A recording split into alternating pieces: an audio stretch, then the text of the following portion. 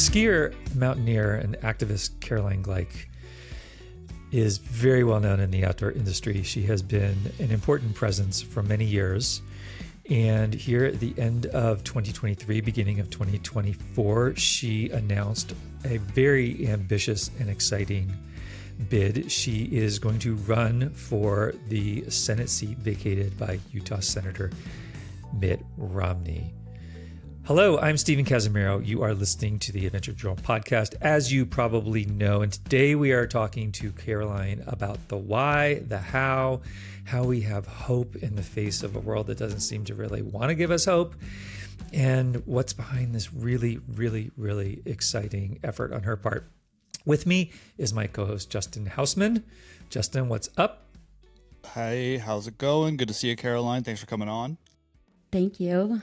Excited to chat with you. I'm so excited to hear this story. I told our crew a couple of weeks ago when we first set this up, I still remember very well the first time we met. It was at, some ski testing thing at Snowbird. And you were probably 12. It was a long time ago.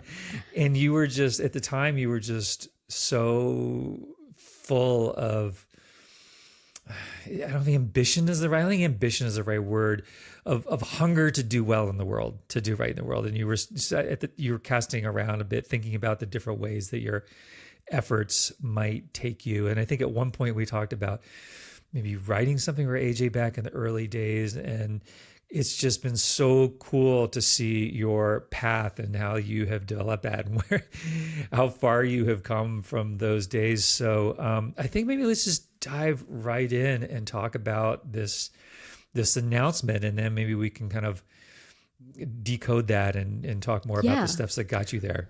Well, I wanted to go back to that. I remember that dinner that we had. I think it was a press event for a sponsor I was working with at the time. And I had just moved back to Utah after spending 6 months in Southern California. I was trying to build like an acting modeling career and going to fashion school.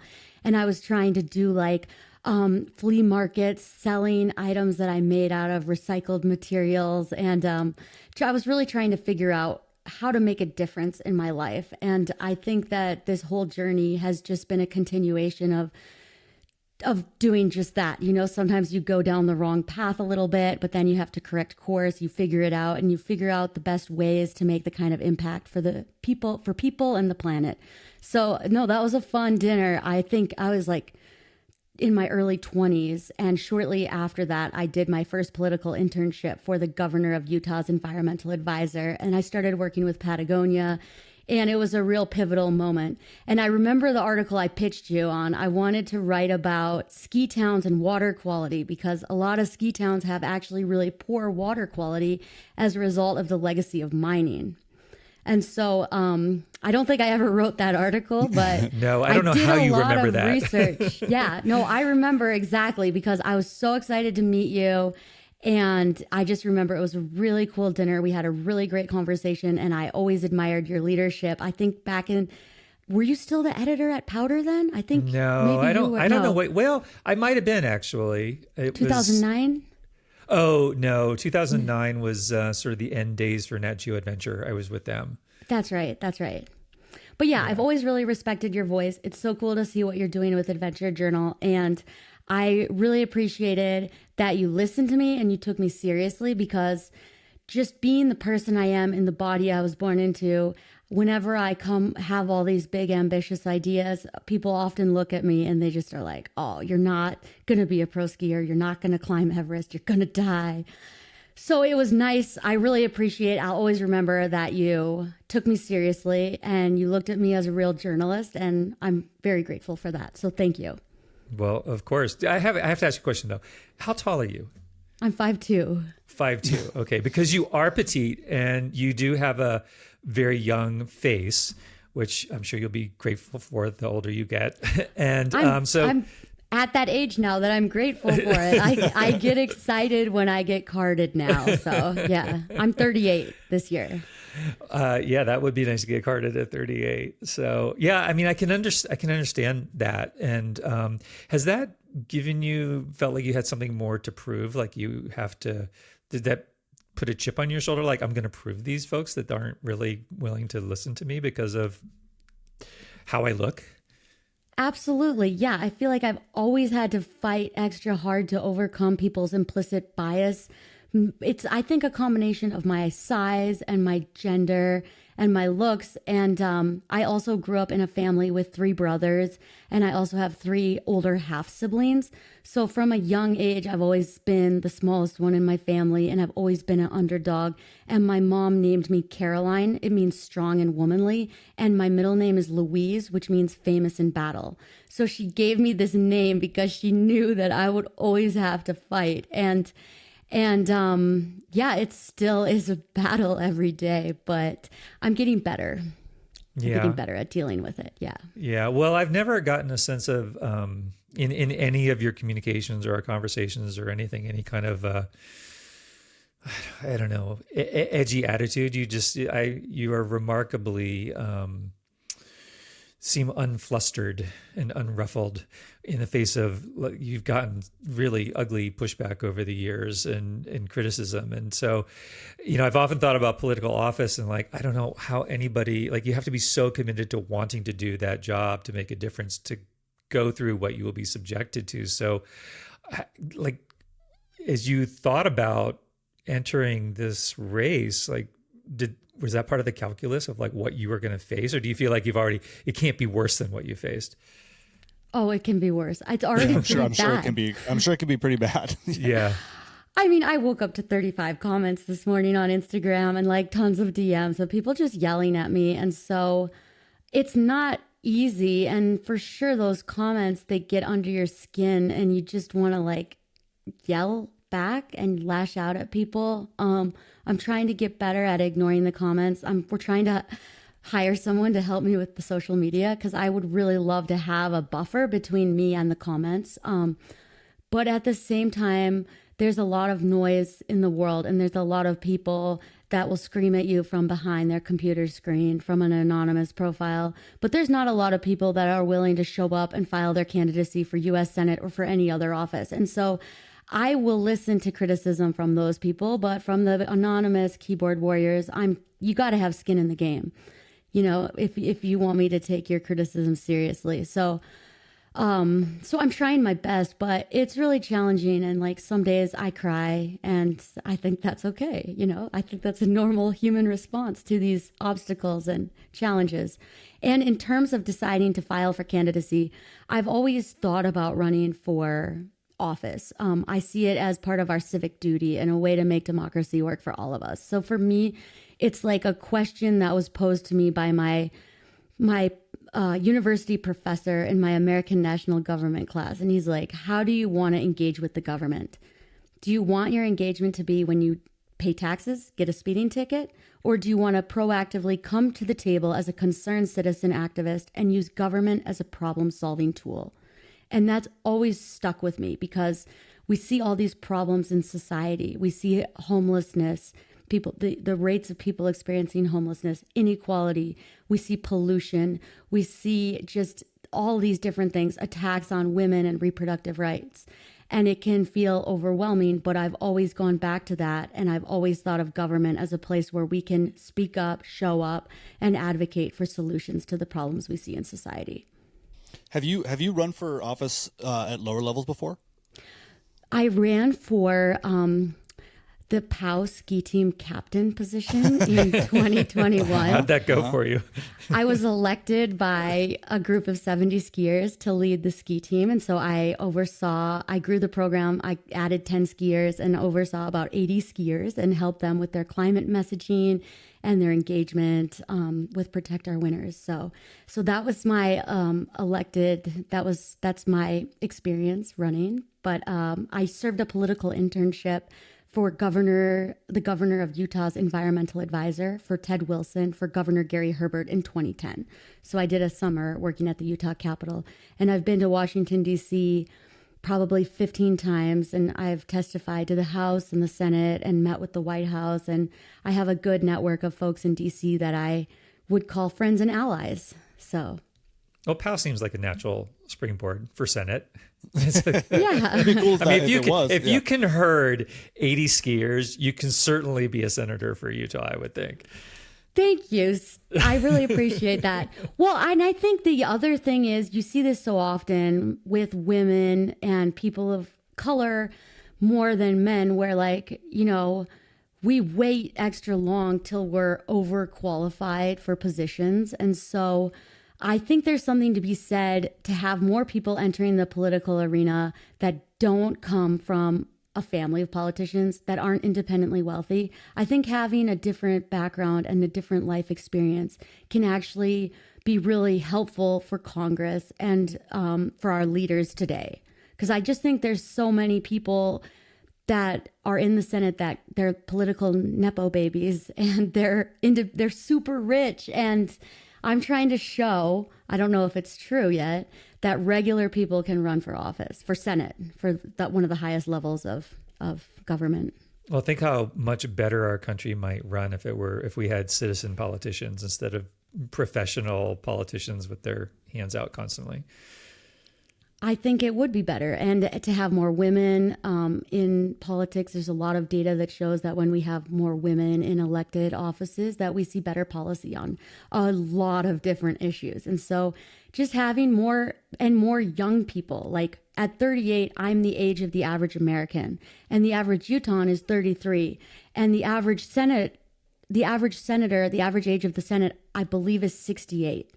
And so we really need younger voices in there as well.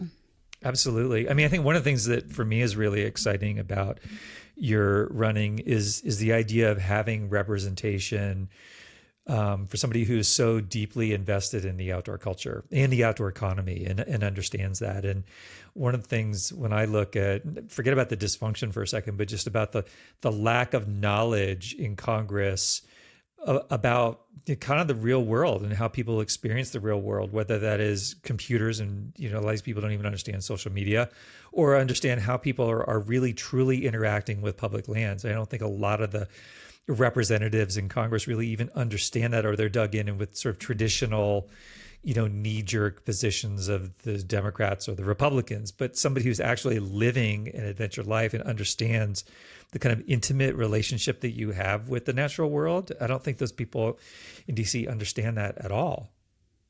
Yeah, I mean, my experience, it may be untraditional, but the one thing, something that I firmly believe is that access to the outdoors is vital to our happiness and well-being as humans. And so being able to deepen that and make sure more people have access to the outdoors and making it more a part of life, I think that will really help with a lot of the societal problems that we're seeing with mental health. And yeah, there's just so many big problems. And I think a lot of it just stems from the lack of the lack of connection to nature. So Utah hasn't had a Democratic senator since like 1977, I think, something mid 70s. Like, do you feel like there's? I mean, I don't know. I mean, that's not a great track record for Democratic politicians in Utah. I mean, how do you feel about that running? As you enter your campaign, I mean, does it feel like the time is right for Utah to make a switch, or does it just feel like another headwind that you just sort of deal with? You're right that Utah has not elected a Democratic senator since 1977, and Utah's never elected a woman to the U.S. Senate. So I've taken on challenges that had a low level of, a low probability of success before, and I've been successful. So I'm not afraid of attempting things that people say might be impossible. It is going to be a big uphill challenge, but there's a Salt Lake Tribune article that showed that for the first time, more Utahns are non-LDS than are LDS. And wow. I think it's really important for democracy that we have a strong Democratic challenger. And that is part of the reason that I stepped up to file my candidacy. I had looked at running for a state legislature for the House, for the Utah State Legislature. And I had evaluated my district. I'd done some candidate trainings. I met with an election management team. And ultimately, like after analyzing everything, I was like, I don't want to run because this district doesn't represent my community because of the extreme partisan gerrymandering. So over the summer, I helped organize a run to redistrict where I led about 100 people through all 4 of Utah's federal congressional districts to help raise funds for the lawsuit against the Utah legislature. Because we have to, right now, it's all up to the Utah Supreme Court. And I'm really hopeful that they'll change our congressional maps and our state maps so that we have better representation and better districts. So I was not going to run, but then the Friday night before the Monday filing deadline, I got this email from the election management team asking if I would run for the Senate seat. I spent 48 hours calling everyone that I could get a hold of that I knew and trusted, asking for their opinions. And some people said, don't do it. It's a horrible idea. But some people were really supportive. And I think if I had had more than 48 hours to think about it, I probably wouldn't have done it. But it was just the right amount of time. And so that Monday, I went and filed my candidacy. So it was a little bit of a last minute decision, but I wanted to be able to hold our elected officials, the Republicans, accountable, to provide a counterpoint, and to advocate for the issues that so many Utahns care about that our politicians are not discussing. Sorry, I love this quote from the head of the Democratic Party in Utah, Diane Lewis. She said, this was from the Deseret News. She said, when recruiting candidates, she says she doesn't, quote, like to say, I want you to be a sacrificial lamb. Okay, Diane Lewis. Yeah, we love you, but we need media training. we like to say things like this gives people a choice. And oh my goodness. It's that sort of puts a not too fine point on it, but Utah is changing, right? And Salt Lake has had a Democratic mayor at times. Is that correct? Salt Lake City has a woman, Erin Mendenhall. She's amazing, Democratic mayor. And Salt Lake County has a Democratic mayor. Park City is very blue. Moab is blue. And we're going to turn the whole state blue. I don't know if this is a 5, 10, 15-year plan, but it's not going to happen if people don't run. And I'm really excited to help do this and to help bring the kind of representation that we need and to be a voice. And so you just never know until you try.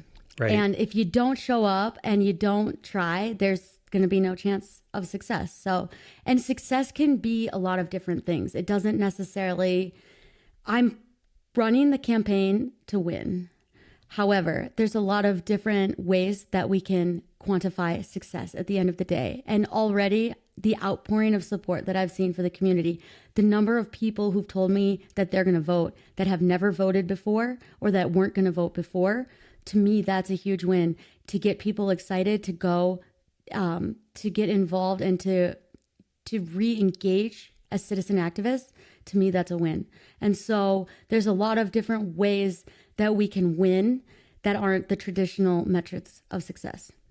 Yeah, I think it's rare that people actually have a candidate they get excited about to vote for. I mean, that doesn't happen often, I mean, I remember being excited to vote for Obama, but that's maybe the only time. I vote, I enjoy voting, but it's rare that I'm fired up about a candidate, so it's, anytime someone speaks your language, especially as specific, I would say, as the outdoor community is, even though your message extends far beyond that. It'll be interesting to see how many people will support you just because they're so starved for someone who actually speaks for them. Yeah, and I'm also going to use the opportunity to help support the Biden-Harris campaign. In 2020, I ran a huge outdoor industry-wide endorsement campaign for Biden-Harris. You might have seen the graphics, Biden-Harris for the outdoors. We had videos and we reached millions of people. And so that was really exciting. I mean, I feel like we have to do everything we can to protect democracy. And frankly, I see the alternative as a huge threat to the way of life that we know and love.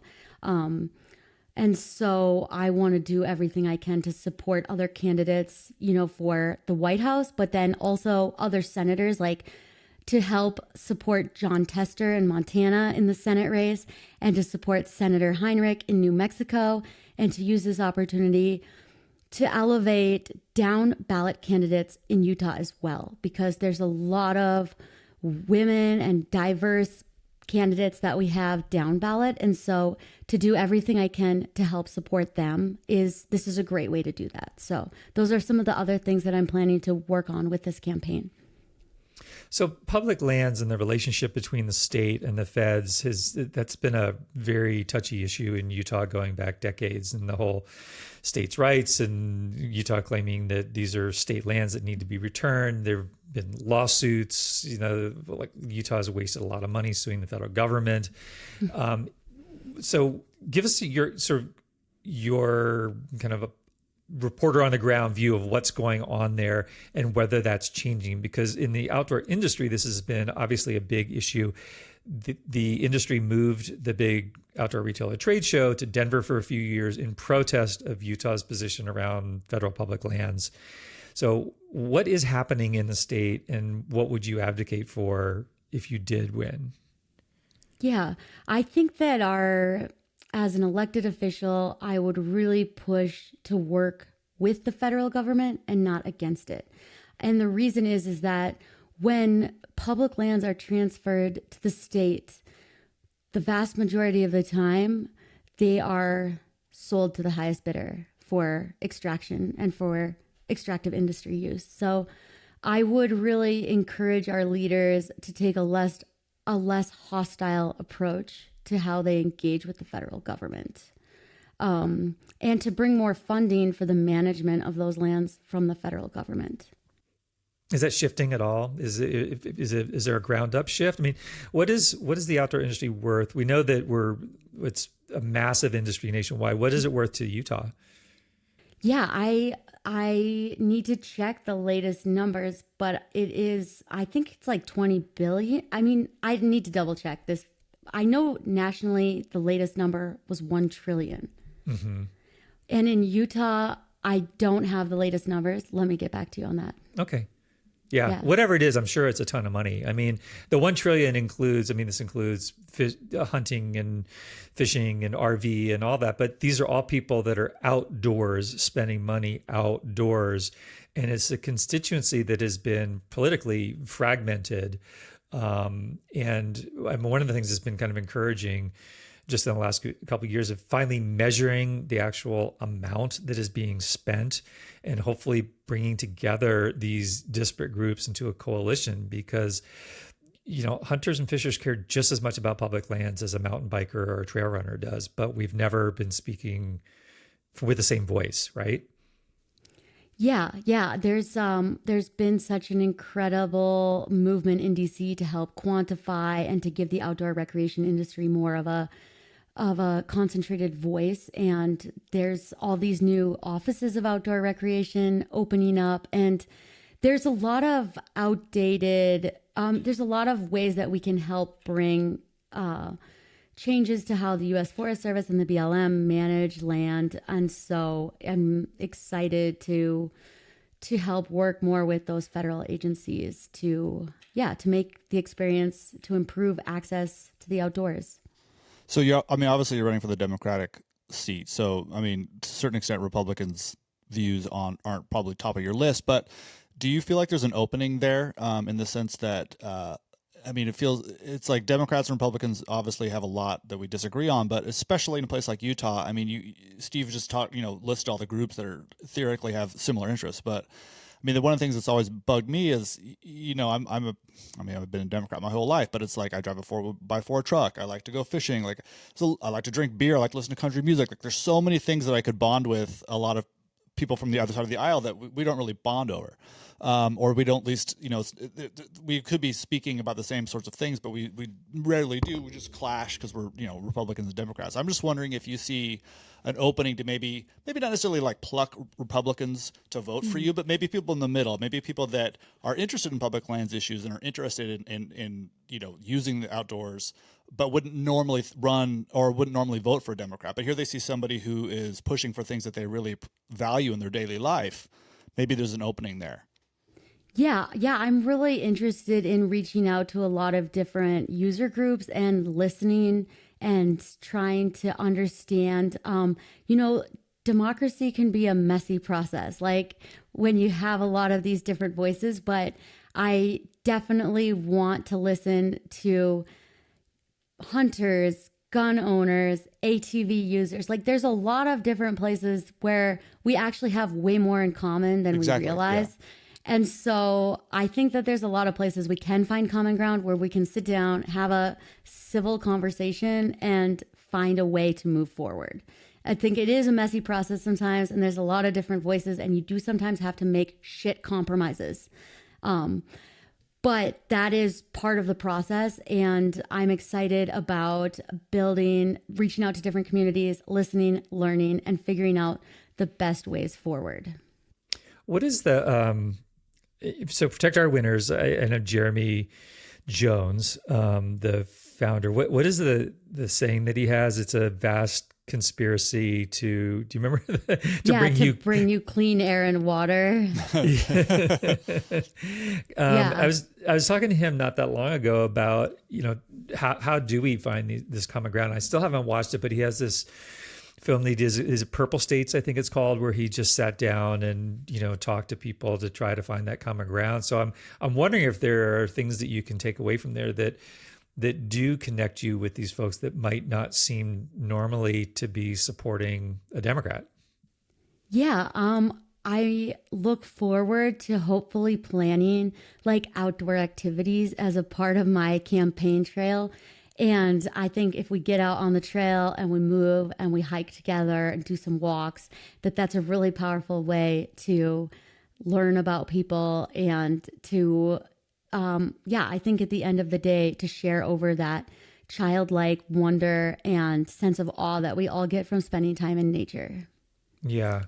Do you know when do you have a sense of, well, one, the other Democratic candidates, and two, are there like benchmarks that you have to hit before you are involved in, debates or something like that? Like is your, when do you get to the sense that your voice will be able to reach more and more people? Like, is that something that you have to sort of like work toward, or if you're on the ballot, are you in debates? Like, how do you get your name more out there?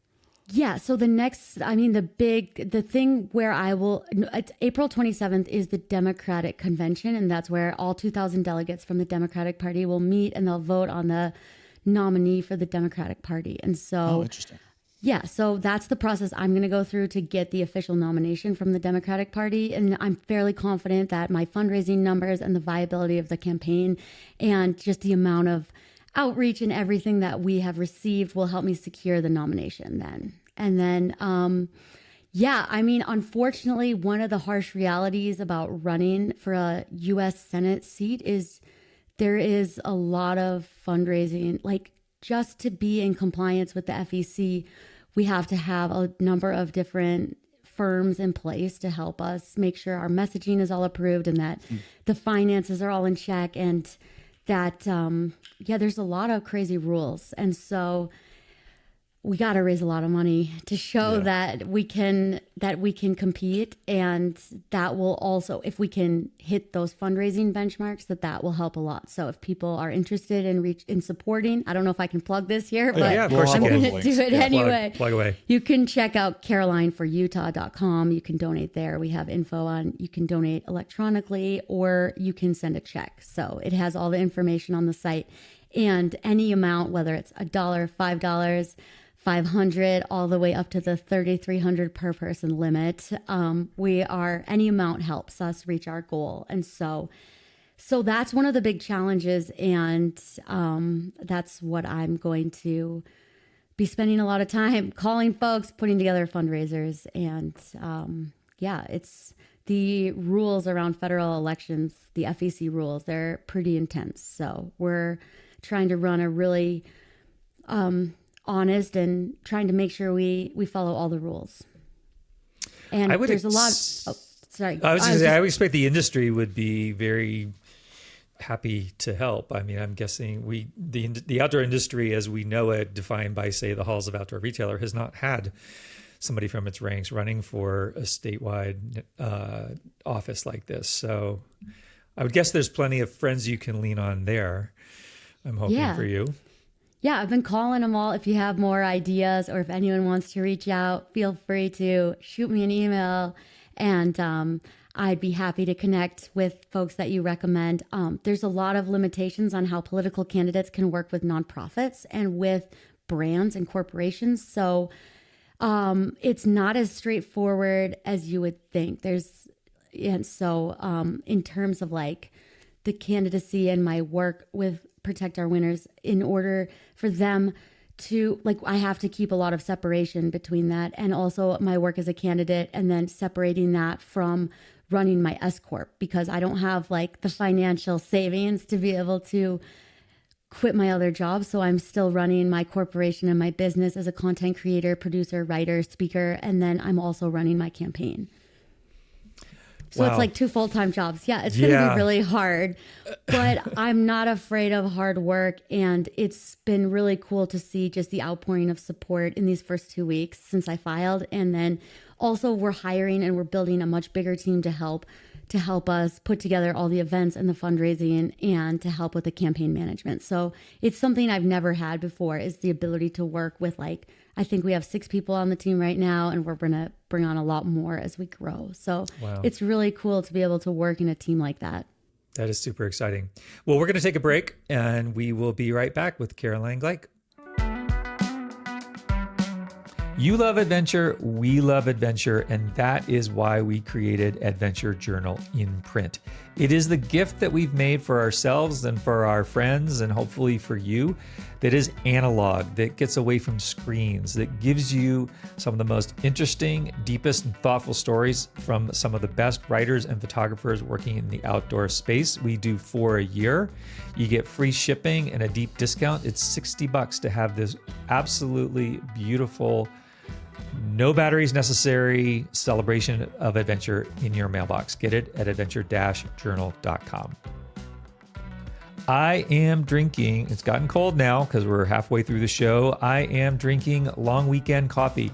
We launched Long Weekend Coffee earlier this year to bring you and us blends that are not fussy, that will take any kind of brew method that we like, whether it's at home, in a cabin, on the tailgate of a truck, doesn't matter. We have 4 blends. We have dark, medium, espresso roast, and a decaf. I think they're pretty amazing. I guarantee you will like them. Check us out at longweekend.coffee. Welcome back. We are talking to Caroline Gleich, who is going to have an extremely busy 2024. Boy, you have a lot to balance. And we were talking over the break about expeditions and the balancing act of expeditions and what's involved in that. And you've been on a few, and you've stood on the top of a few mountains, and that probably has some lessons for this Senate bid. So can you tell us about that? Yeah, I think that one of the things that especially high altitude ski mountaineering has taught me is just how to be careful with the thoughts and what voices you let into your head. Because when you're trying to climb like Cho-Yu or Everest, some of the world's highest peaks, like having a negative thought can take your energy away. Like you're existing on such a thin margin, and any weird thought that comes up, it can make you utterly exhausted. So I think that from the mental standpoint of like running this campaign and being able to get back up when I'm knocked down and to stay laser focused on the mission, that's a skill set that will come in really well. And then I think just being able to get back up when you get knocked down, because on all of my expeditions, I've had huge setbacks. Like when I went to climb and ski Cho-Yu, the 6th highest peak in the world, on my 3rd or 4th night at high camp at 19,000 feet, I got HAPE and I had to go down to base camp. I thought my expedition was over. I was struggling to breathe. I was turning blue. I had to take all of the emergency high altitude drugs and descend on oxygen. And I was super humiliated because I'm like one of the only women up there. And everybody saw me walk down, and I just felt like I was failing, not just for myself, but for all women. And I was able to recover, and I went back up, and I was able to summit. And a similar thing happened when I was climbing Everest. The day after we made our final non-refundable payment to climb Everest, and that took me, months of fundraising and hard work. I was on a ski chute and I fell and I fully tore my ACL 6 weeks before I was set to leave for Everest. And at that moment, I was like, it was almost a mental health crisis. Like I was afraid I would lose my house and I would go bankrupt because I had put all this money and I didn't have trip insurance because it's like an extra $10,000 to get trip insurance for Everest. So I was super depressed. But the next day I spoke to a doctor, to this amazing sports med doc, and he's like, it's possible you can still climb the Everest without your ACL. And so I spent the next 6 weeks learning to use my leg without an ACL. And I went and I just took it one step at a time. And so I was able to summit. And I had my ACL repaired when I got home. But I think all of those things, just, knowing what those setbacks feel like and knowing that you can keep getting up and showing up. And then I think that will translate really well. And then I've had a lot of expeditions too, where I've tried really hard things and I haven't succeeded in reaching the summit.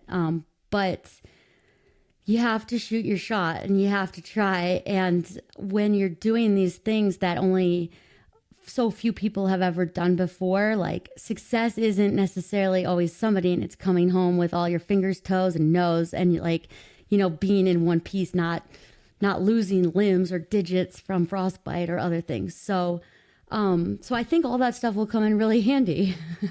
Oh, for sure. I mean, anybody who's tried to climb a mountain, understands that this sort of binary approach of success or failure is kind of silly. I mean, do you come back? Did you have fun? And, we like to, the world likes to frame things in success or failure. But I mean, to your point earlier, there are a lot of successes beyond just winning, right? And you build your experience, and you become stronger the next time if you don't quote unquote succeed the first time. So Everest, you did summit, right? And yeah. Tell us a little bit more about that trip and what it was like when you were on the hill climbing without your ACL, and like what was going through your mind and what was going through your body as you were doing that. Yeah, I mean, the thing about Everest is that those altitudes are just so hard on your whole system. And it's like you're exhausted all the time. And you have, especially once you get, I mean, we climbed from Tibet. So I spent 40 days in Tibet. I climbed the North Route from China. And just every single part about it, from getting packed to getting to Tibet, we had like tons of problems with our flights. And then getting to base camp and acclimatizing, like everything is super hard and everything takes forever. And it's a labor of love and pain and suffering. I guess I love to suffer because I keep choosing these things for myself.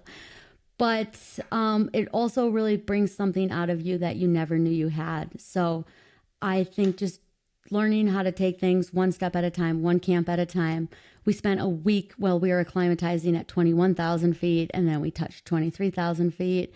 And that week is just like, I mean, it takes you like 30 minutes to tie your shoe.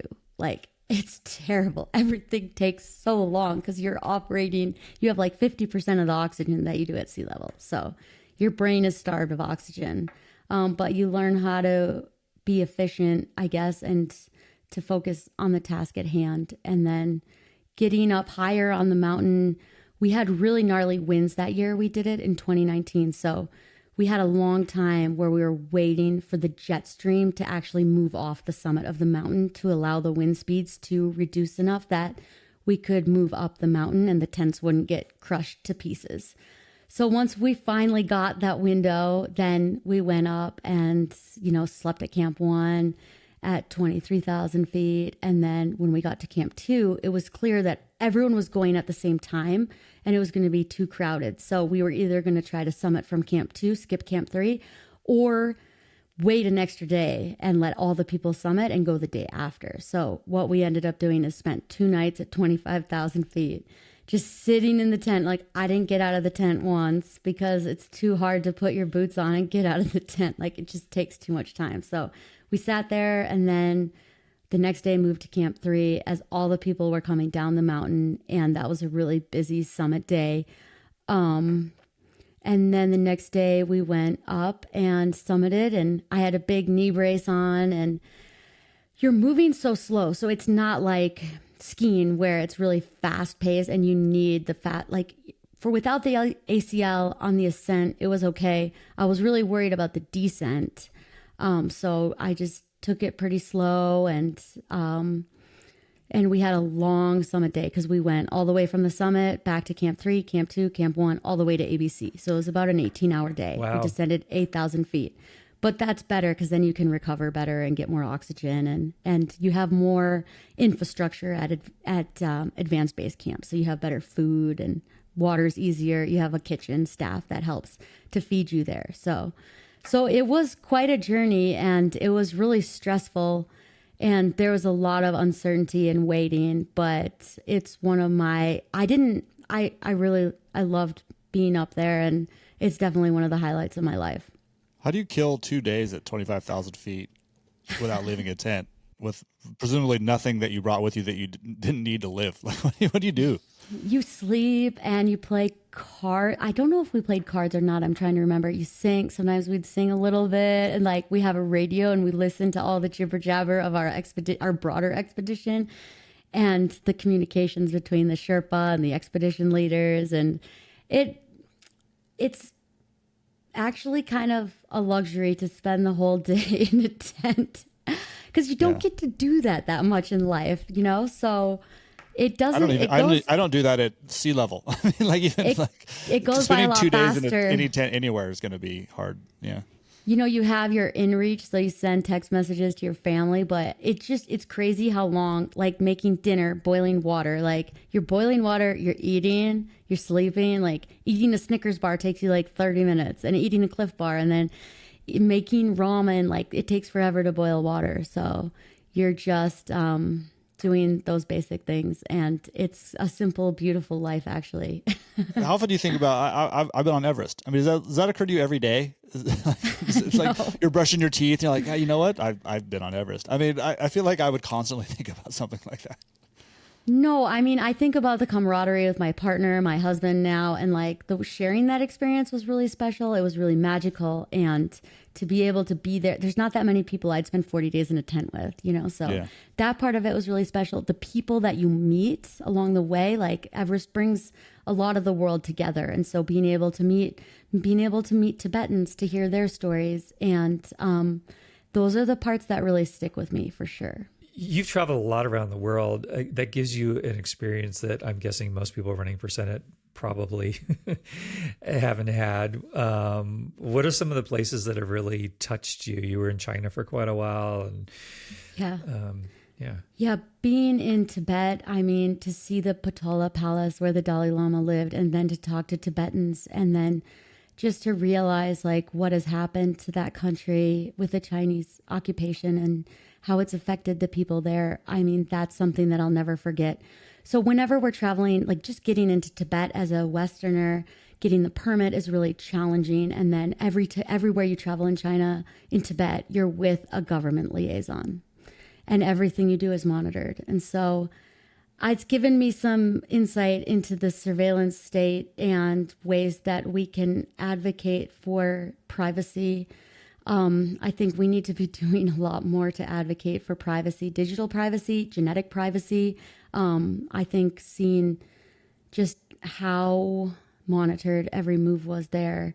I think privacy is something we take for granted. And a lot of people are like, oh, I don't care that big tech or whomever is stealing all my data. But it's one of those things that you don't know the value till you lose it. And I don't think we realize how precious our data is. And I want more people, especially children, like babies born, to be able to have privacy. I know you might not think you have anything to hide, but I don't think the government should be monitoring everything that we do.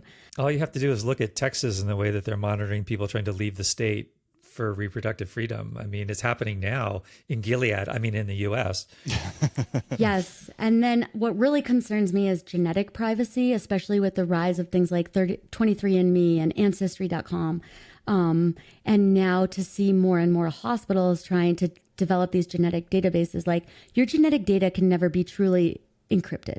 There's no way. Like, your genetic data is unique to you, and we need more people that are speaking up to protect genetic privacy. This is a random thing that worries me at night, for sure. And the other country that traveling to really changed my views on the world was spending a month in Pakistan. In the summer of 2022, we were trying to climb and ski Gasherbrum 2, and to see the way that the fifth most populous country in the world lives and the levels of poverty. I mean, the average family makes $600 per year there. And the lack of infrastructure and bridges that just collapse after you've driven across them, across these huge, like Grand Canyon sized rivers.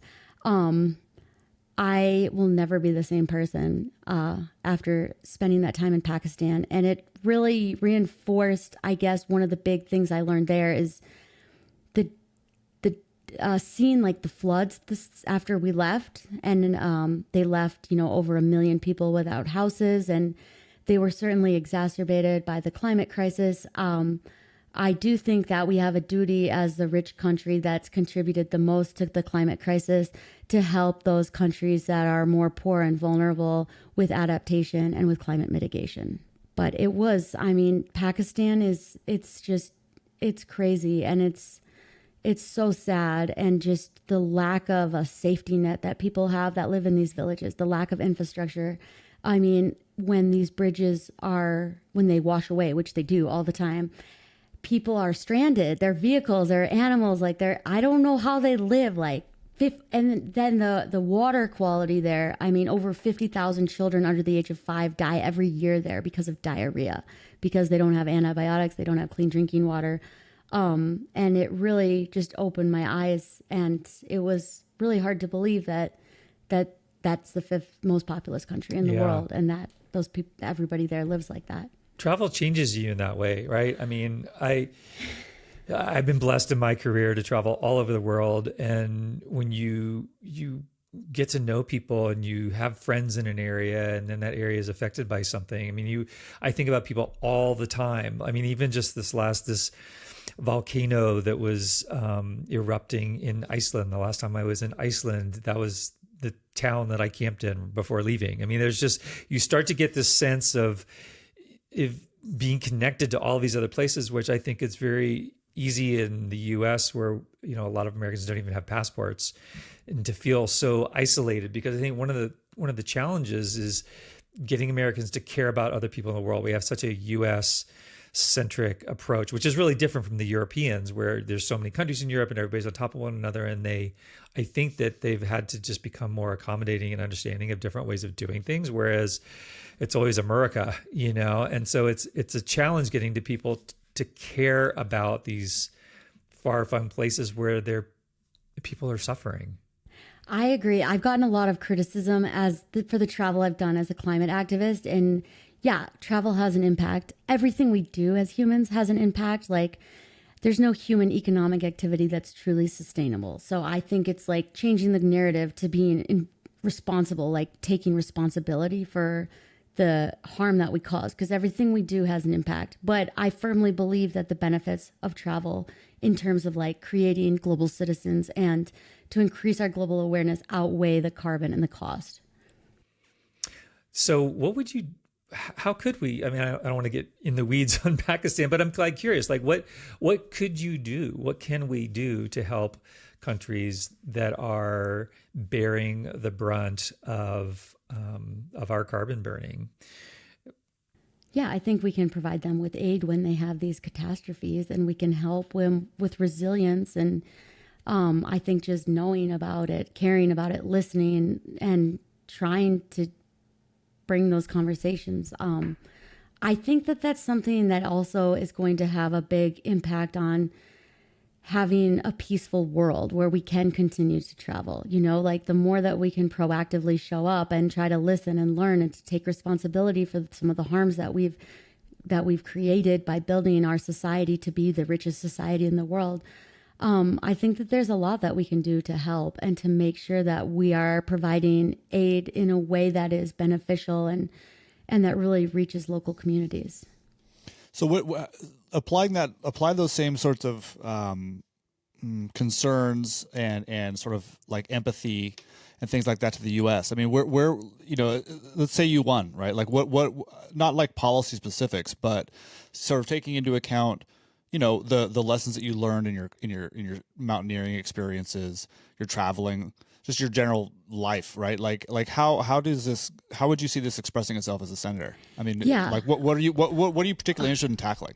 Okay, let's talk, for example, about the Great Salt Lake. Okay, the Great Salt Lake is an issue where our lake is shrinking and it is exposing all these toxic dusts because for decades, you know, all the rivers that fed the Great Salt Lake, like the Jordan River, for example, one of the main rivers that feeds the Great Salt Lake, it was an EPA Superfund site. It was one of the most polluted places in America. So all of this industrial waste, arsenic, heavy metals, mercury. Now that the lake is drying, it's causing this dry lake bed, and then the winds blow and it blows the dust across the valley of 2 million people. And then we're seeing really bad air quality and health effects. So one of the big things that is preventing the water from getting to the Great Salt Lake is agriculture, alfalfa farming. About 71% of the water diverted from the Great Salt Lake is going to agriculture. And so I would be really prepared to work with the agricultural community, to meet with alfalfa farmers, and to ensure that we have a just agricultural transition. You know, creating incentives for water conservation, accelerating the transition to recycling wastewater and doing all these other things. I mean, there's a lot of different solutions that we can enact to make sure that we save our Great Salt Lake. And the same when it comes to tackling pollution. A lot of our carbon emissions, the pollution in Utah, is from operating coal power plants. And so being able to meet with coal miners and ensuring that we have a just transition to cleaner, renewable energy. Is there any momentum for that in Utah? I mean, is that what is this? Well, coal's going away whether they like it or not. Well, so, it is, but be, but that doesn't make people who've been in coal for generations feel any better. Is the thing? Yeah, I mean, I think some of it is worker training, and it's a tough one for sure. But yeah, I would really look forward to meeting with people from those communities that have really to recognize their service and contributions as well, because like a lot of them have suffered black lung disease and other problems from their work in the coal mines. And so I think to make sure that these communities can continue to exist as we accelerate the transition to clean power, and also that they are that their health and their needs there for their legacy service are recognized and that they're taken care of. So being a senator is interesting. It's far more federal than obviously being like a representative would be, right? Like at that point you're really focused mostly on your district, but senators have a lot bigger reach. So like, what about America as a whole? Like broadly speaking, like what sort of, like where would you like to see? Assuming that you won, where would you like to see your influence be felt as an American who doesn't live in Utah? Yeah, I think that one of the cool pieces of legislation that is going to the Senate now is this Explore Act that was formerly called AORA. And that is a really exciting bipartisan package of outdoor recreation policies that can really help modernize the way that we interact with the federal government and with our public lands. And so in that you have all these other acts, and they put them all together with like the climbing community and the biking community and the mountain guiding community, and to really help make it so we can use our public lands the ways that we want to use them. So that's one of the pieces of legislation that I would champion, and that I also encourage folks to speak up to their elected officials about, because it is, if we could pass this, it will be a huge win for outdoor rec. What are some of the things that are in it that are really important? Yeah, there's the BOLT Act. So that's the biking on long distance trails, and that will help to create more sustainable long distance mountain biking trails. There's the Park Act, which is protecting America's rock climbing. And so it will help to safeguard wilderness climbing and reaffirming appropriateness of climbing on public lands. And then it will also have national level guidance on fixed anchors in wilderness, which is a huge issue for climbers. Why is that important? I'm sorry. I just want to sorry to interrupt you, but just for our listeners who have no idea, like that is such a touch point issue for people. Can you tell us just to describe what's going on around anchors and why that's been a problem? Yeah, this isn't my 100% area of expertise. So, but there's been like proposals to prohibit the use of fixed anchors in wilderness. And so that's a problem when like you have these legacy routes that like, okay, so a lot of trad climbing, you go in, it's clean climbing, you put your protection, like your cams and nuts into the crack, and the next person that goes up cleans it. But in a lot of places, to get off the route, you need a fixed anchor to rappel off at the top. And that's the only place where climbers doing this type of climbing are leaving a permanent scar or any permanent, sign of humans in the landscape. But there's a lot of places now where these anchors are getting super old and they need to be updated so that climbers rappelling, that the anchors don't rip out and they don't all die. So it's a really important thing. And so being able to update those anchors where appropriate and necessary it's important to protecting climbers' lives. Okay. And so that would codify the ability to replace those basically. Yes, and it would give national level guidance on how to place and maintain the fixed anchors in wilderness. Versus right now, I believe the current rules are that they can't do anything with them, and so it's a huge risk for climbers. And also just to make sure that it's done in a way that has no visual impairment on wilderness, because like the beauty of wilderness, like our American concept of it, is being able to travel through landscapes that feel like they've never been touched by humans. And so is there a way to balance it? That's what the Park Act addresses. Cool. Now, I saw that the bill just got out of the House, or it just got out of the House Natural Resources Committee that's voted unanimously to advance it. So what's the next step for the Explore Act? So the next step is it will get debated in the Senate, and that will happen in March. So it's an exciting time for us to be able to speak up and urge our elected officials to pass it. Is there anything in there? I know there's something about fees for guides and outfitters. Yes. We did a piece over the last year about recreation.gov and the junk fees and how Americans are getting fleeced just to if you want to go to the wave in, the Arizona Strip and Southern Utah area, one of the hardest permits to get in the country. You can spend hundreds of dollars just to get into the drawing to hope to have a chance in the lottery. Does Explore address that at all? There's the SOAR Act, which is part of the Explore Act, and that is the Simplifying Outdoor Access for Recreation Act, and that updates and streamlines the permitting for outfitters and guides. And that's also a huge problem for mountain guides here in the Wasatch, and it's really puts a cramp on even the ability of guides to do avalanche courses. There's not enough avalanche courses to keep up with the demand, and again, that's I would say a public health crisis when you have people going to ski in the backcountry. It's not a public health crisis like our air quality or other issues, but it is a huge problem when you don't have enough courses for people who want to go backcountry skiing. And that would help to bring more guiding days and to modernize and to help streamline the permitting for outfitters and guides. So to help more groups be able to take people outdoors and show people how to safely and responsibly recreate. And the outlook for this act is pretty good, but it never hurts to nudge. So what should people do if they support this? Yeah, the organization Outdoor Alliance has a really easy way to ask your lawmakers. And so we can put that link in the show notes. The other major reason that I'm running is just we need somebody to stand up to the radicalization of the GOP. I mean, it's become ridiculous how their whole platform is attacking women's rights and especially in terms of access for reproductive freedom, that we really need someone to be advocating for that and holding these guys accountable.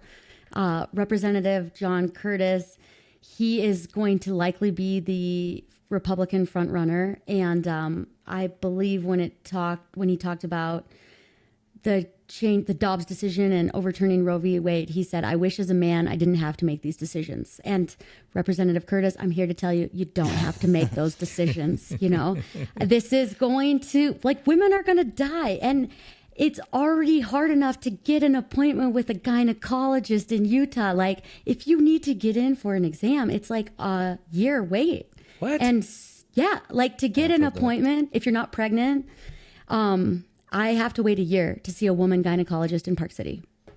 It does seem like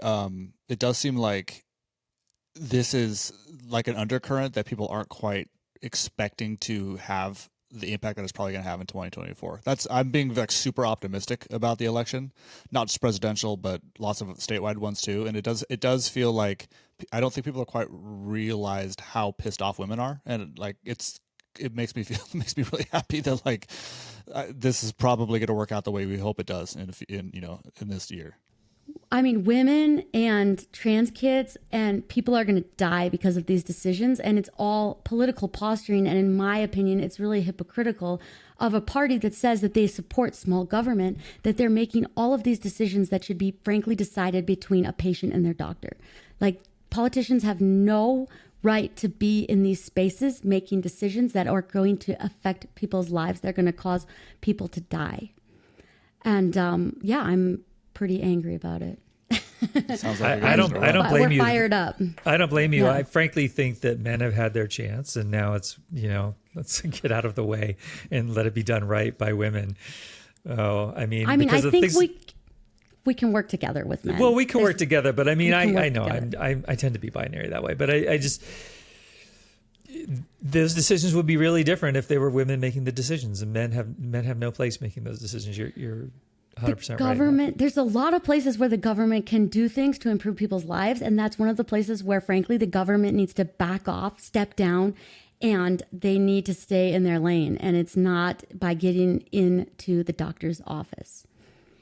Well, amen to that. So we're going to bring this to a close.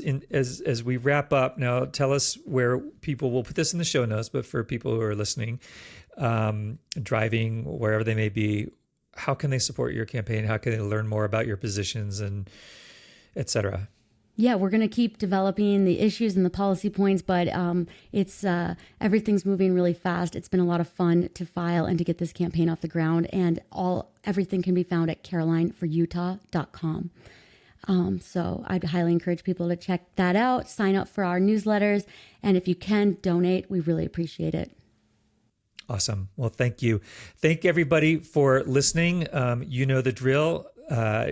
Follow us, give us a thumbs up, give us a review. We would love to see one of those. And as always, to get our beautiful printed quarterly, you can subscribe at adventure-journal.com.